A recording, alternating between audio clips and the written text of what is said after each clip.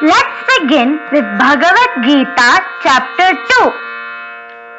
Om Shri Paramatmane Namaha.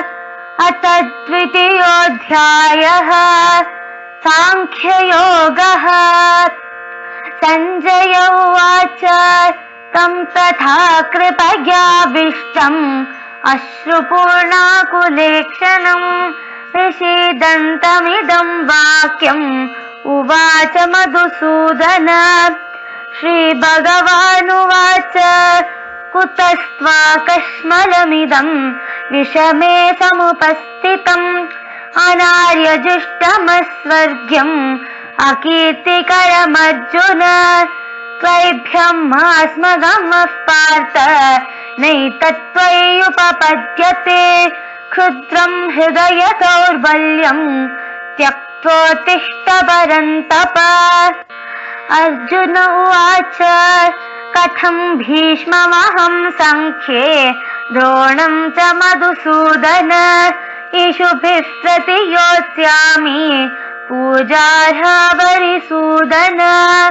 Guruna hatva hi mahanubhavan shreyo bhoktum bhaikshyamapi haloke hatvarta kamamstu gurunihaiva punjiya bhogan rudira pradigdhan na chaitadvidmah kataranno gariyo yadvajayema yadivano jayeyuhu yaneva hatva na jijivishamah tevastitah pramuke dhartarashtraha.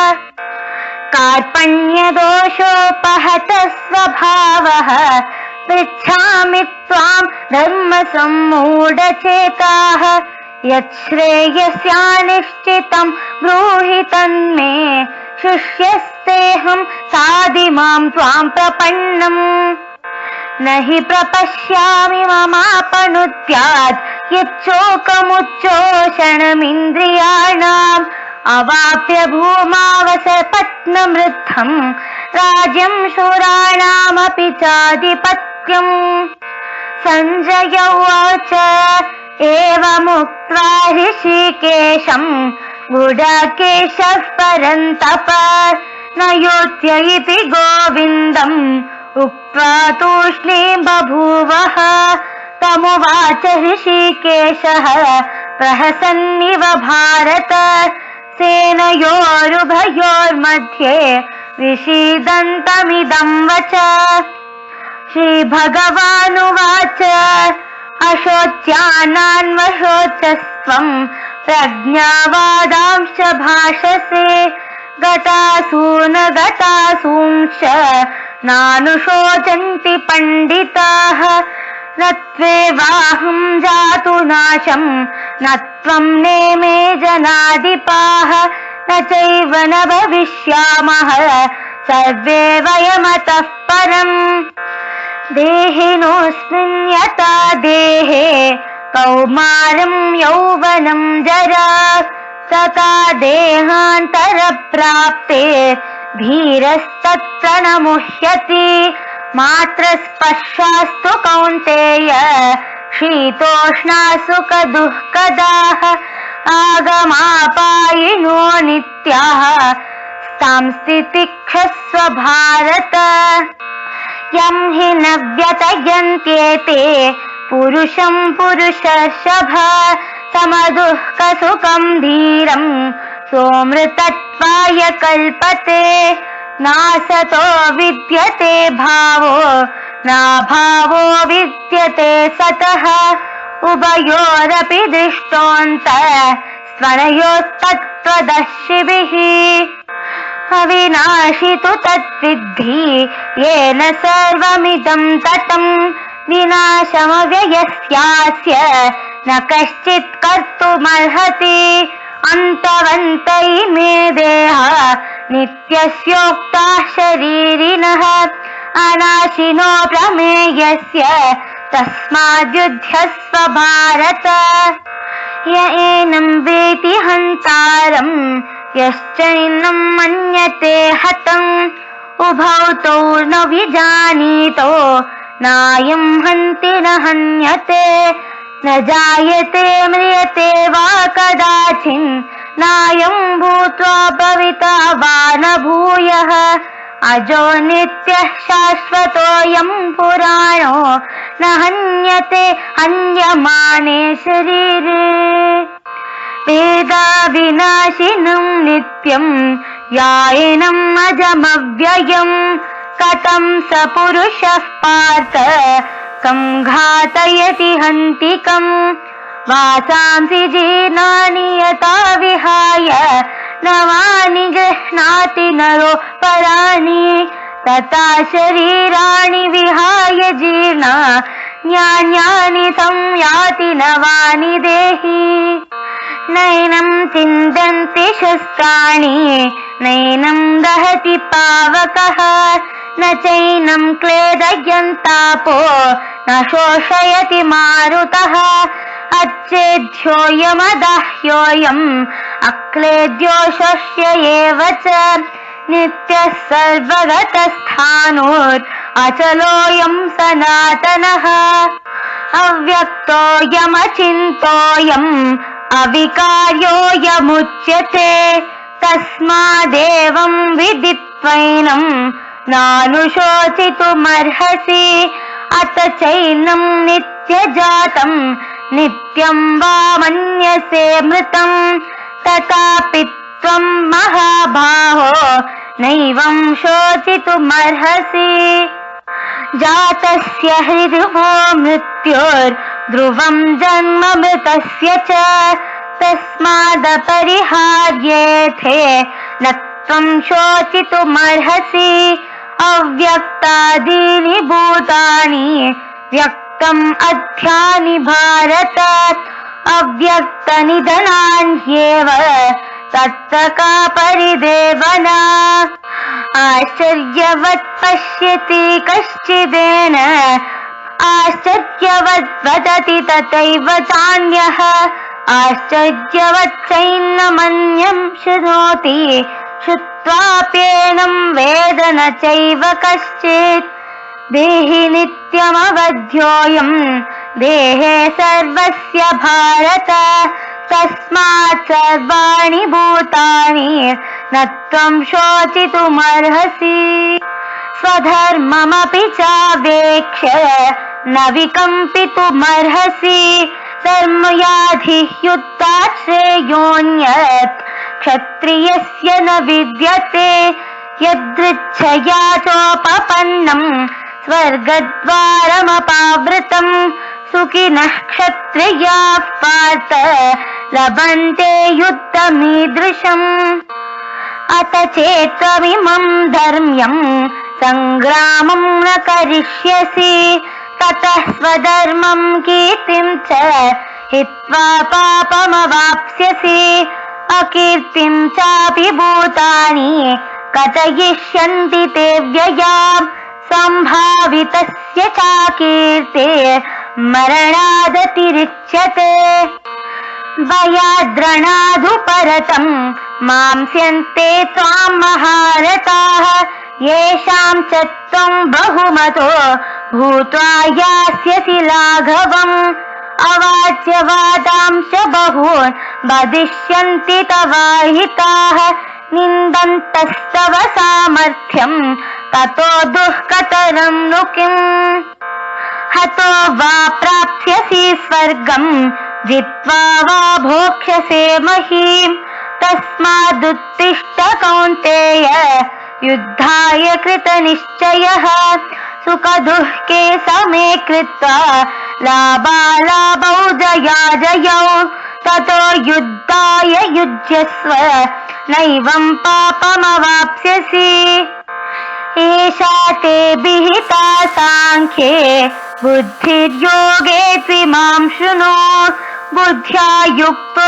यया पार्थ कर्मबन्धं प्रहास्यसि नेहाभिक्रमणाशोऽस्ति प्रत्यवायो न विद्यते स्वल्पमाप्स्यस्य धर्मस्य त्रायते महतो भयात् व्यवसायात्मिका बुद्धिरेकेह करुनन्दन बहुशाकाह्यनन्ताश्च बुद्धयो व्यवसायिनाम् यामिमां पुष्पितां वाचं प्रवदन्त्यविपश्चितः वेदवादरताः पात नान्यदस्तीति वादिनः कामात्मानः स्वर्गपरा जन्म कर्म फलप्रदान् क्रिया विशेष बहुलां भोगैश्वर्यगतिं प्रति भोगैश्वर्य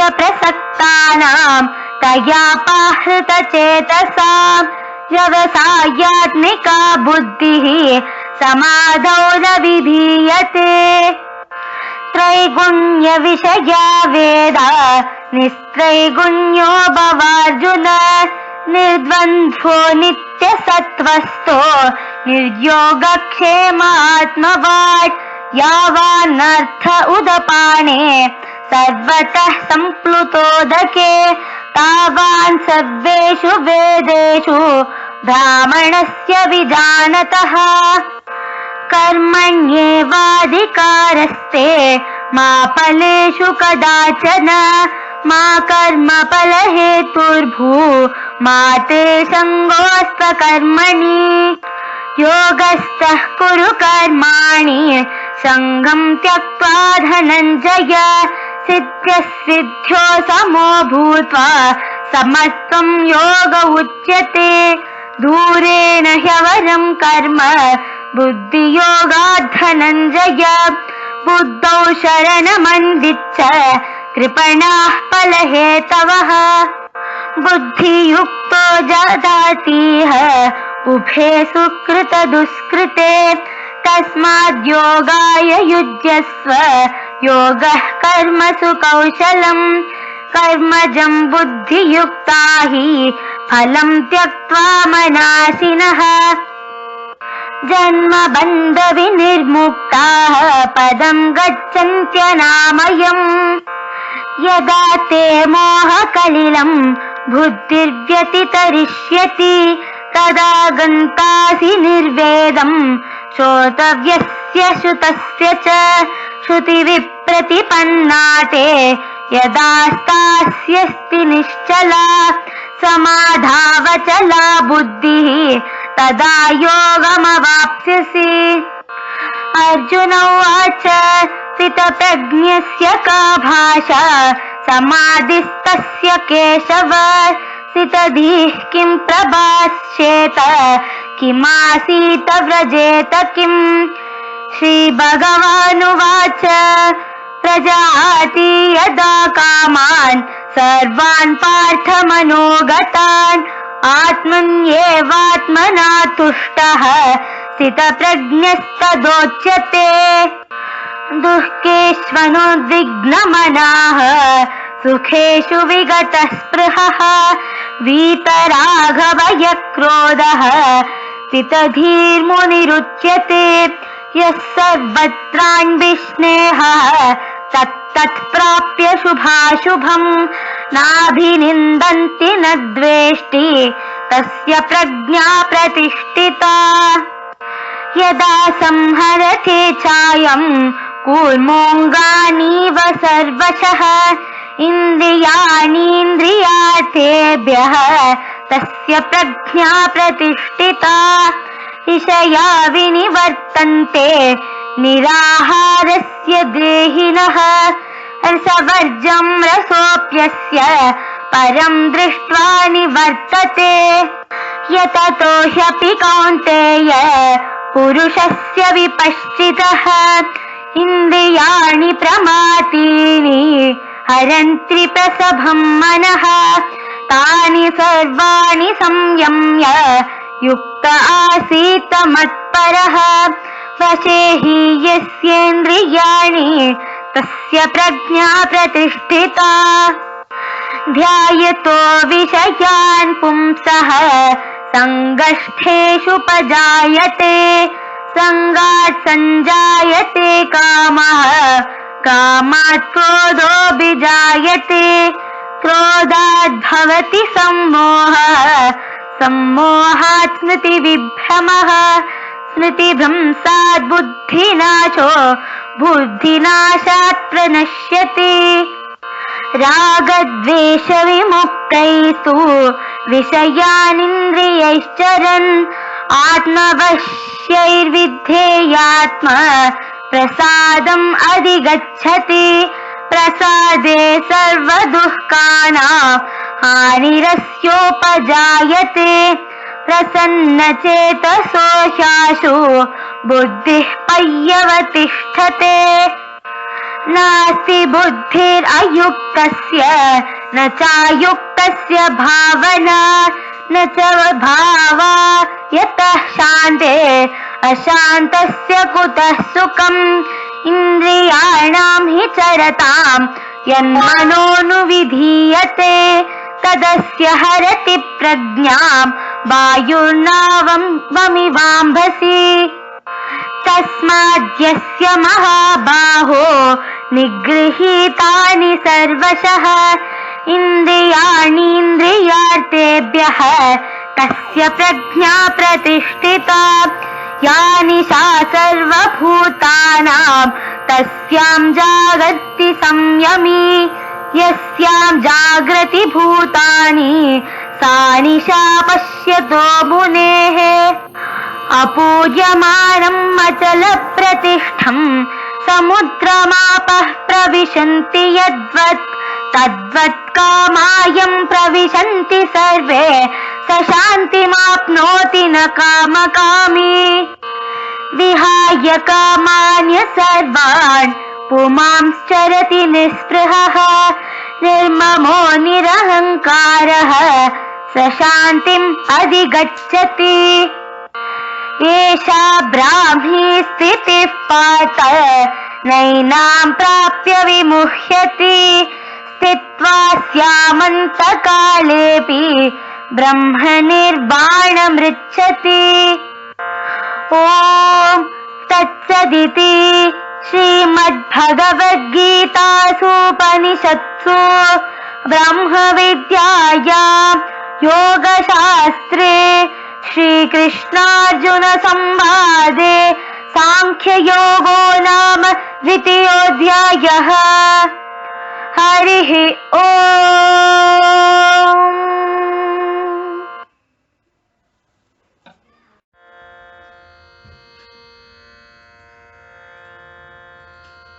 Now I will be giving you the summary of the second chapter in the Gita. So told Sanjaya.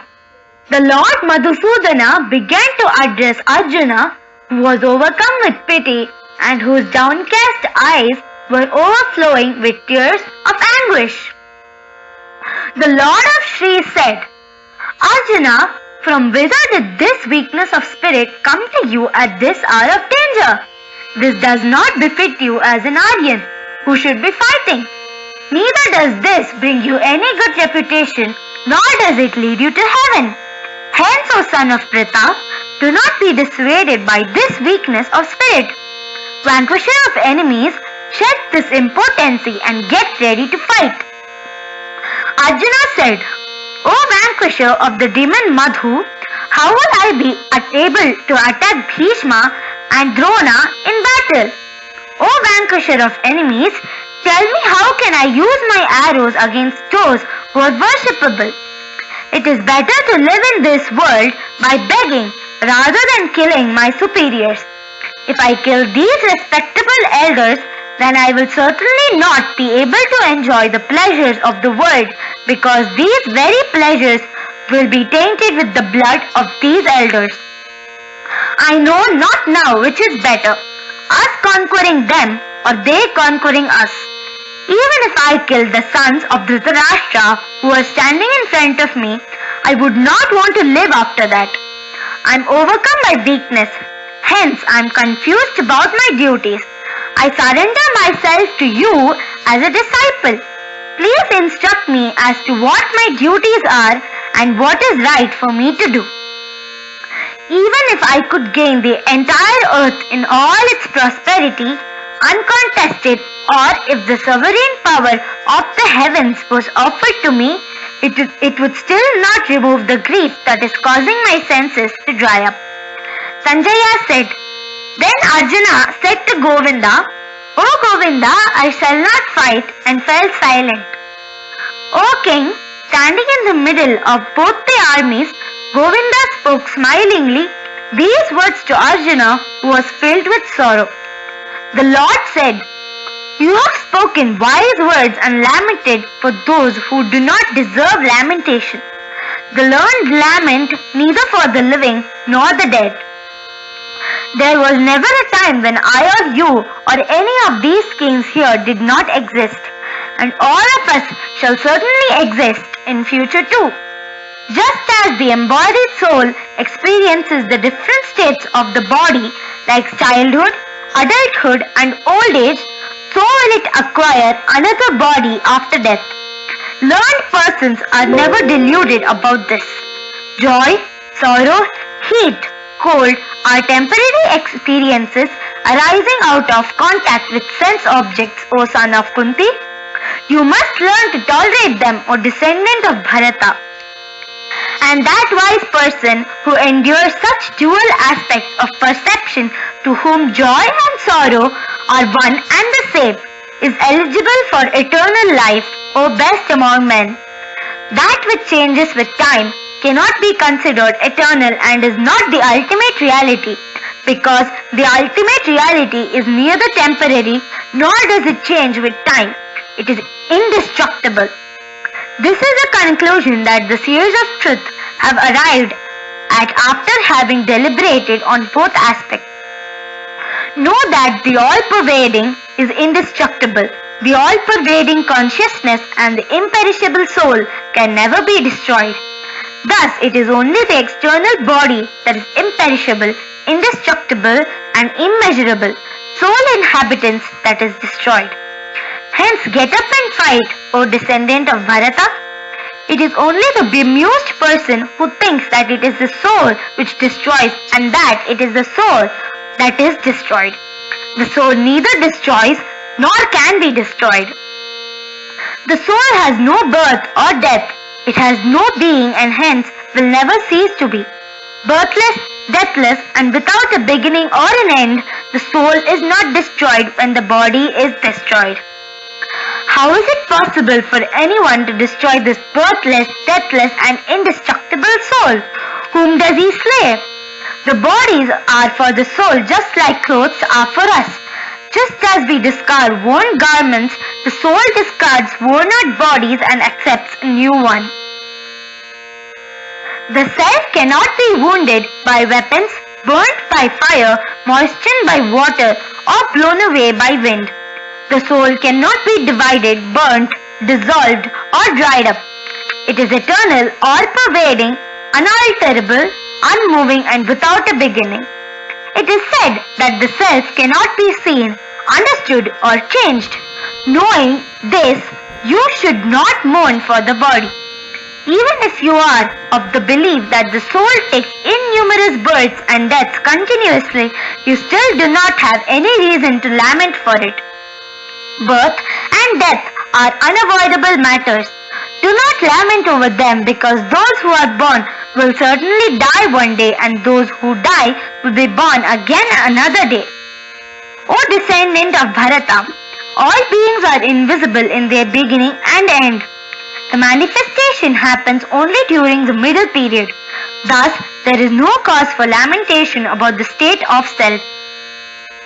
People may see the soul as a wonder or say it is a mystery, and some others may hear it being called a puzzle, but none have fathomed the mystery of the soul so far. Do not lament for anyone, O descendant of Bharata, for the self that is manifest in every being is eternal and indestructible. You are a warrior, and your duty, therefore, is to fight. And there can be nothing more righteous for a warrior than to fight for justice and dharma. Partha, battle opens the gates of heaven for warriors, so any warrior who gets such a chance would only be overjoyed of the opportunity it gives. It is your duty to fight this war for dharma. If you do not fight, you will fail to do your duty as a warrior. This will only bring you harm and disrepute. People will always speak about your dishonorable act. It would be worse than death for you to face such dispute. Brave warriors will consider that you, being a coward, left the battlefield out of fear. They will no longer respect you. Your enemies will now question your capabilities. Is there anything more painful and shameful than that? O son of Kunti, if you die in battle, you will attain heaven. If you win, you will attain the earth. So get up and fight it out.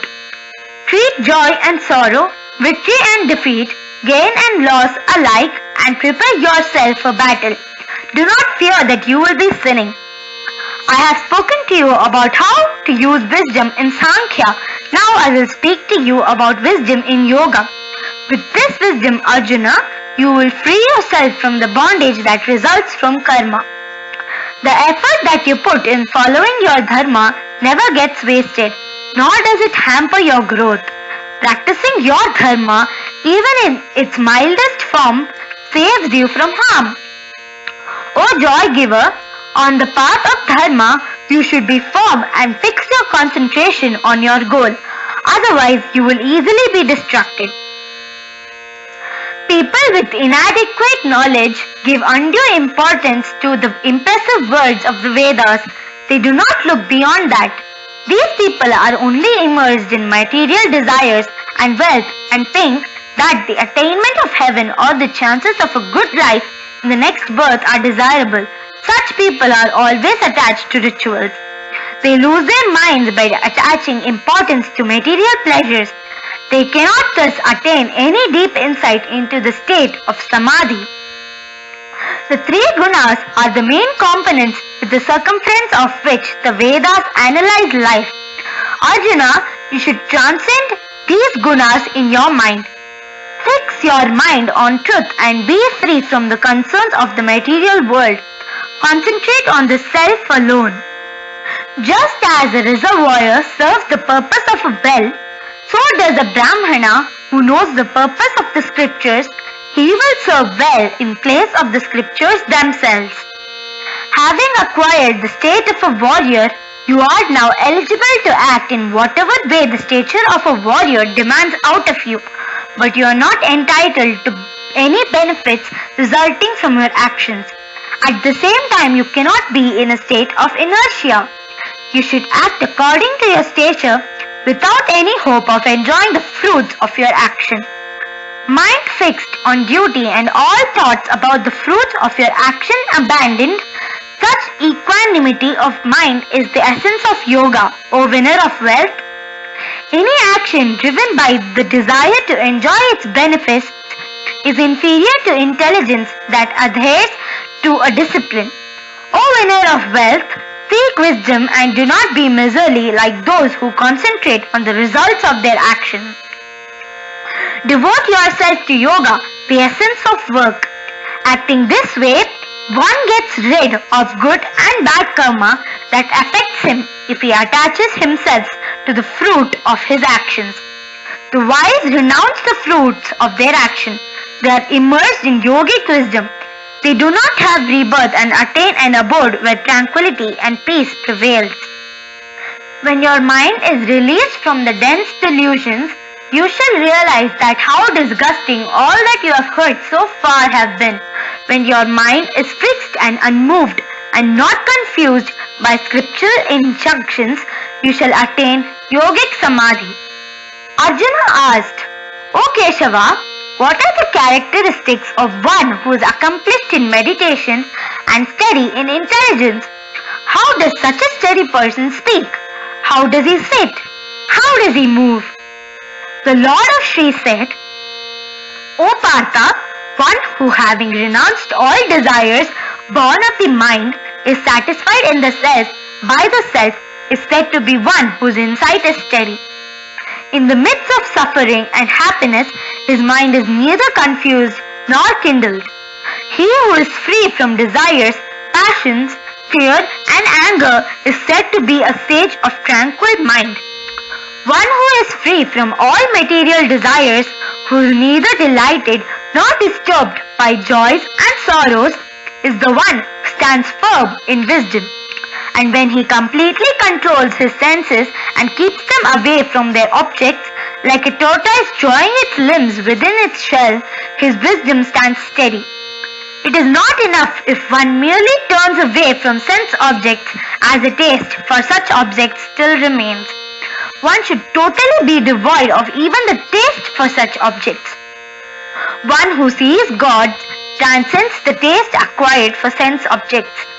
He remains fixed. Indeed, O son of Kunti, the force of the senses is so powerful that they can even dissuade a very discriminating person.